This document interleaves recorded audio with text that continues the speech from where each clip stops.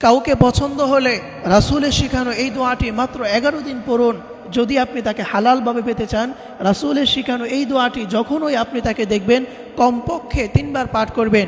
এর ফলে আল্লাহ রাব্বুল আলামিন আপনাকে শয়তান থেকে হেফাজত করবেন এবং সে যদি আপনার জন্য কল্যাণকর হয়ে থাকে তাহলে আল্লাহ রাব্বুল আলামিন তাকে আপনার ভাগ্যে লিখে দিবেন। সেই দোয়াটি হচ্ছে আলহামদুলিল্লাহিল্লাযী বিনিআমাতি তাতিম্মুস সালিহাত, আলহামদুলিল্লাহিল্লাযী বিনিআমাতি তাতিম্মুস সালিহাত। যখনই আপনি তাকে দেখবেন কমপক্ষে 3 বার পাঠ করবেন। প্রিয় ভাইরা আমার, প্রিয় বোনেরা আমার, অনেকে আছে তার লাইফে যদি কাউকে ভালো লাগে, কাউকে যদি সে ভালোবাসে, তাহলে তাকে সে পাওয়ার জন্য তাকে বাধ্য করে, তাকে কালো জাদু করে, ব্ল্যাক ম্যাজিক করে, এই ধরনের কুফরি কালাম তার উপর করে। প্রিয় ভাইরা আমার, এটা কখনোই করা যাবে না।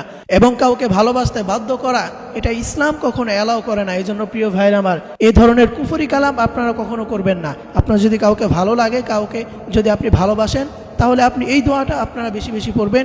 এতে করে সে যদি আপনার জন্য কল্যাণকর হয়ে থাকে তাহলে অবশ্যই আল্লাহ তাআলা তাকে আপনার ভাগ্যে লিখে দিবেন। আর যদি সে আপনার জন্য অকল্যাণকর হয় তাহলে আল্লাহ তাআলা তাকে আপনার জীবন থেকে দূরে সরিয়ে দিবেন। প্রিয় ভাইরা আমার, এই জন্য এই দোয়াটা আপনারা বেশি বেশি পাঠ করবেন।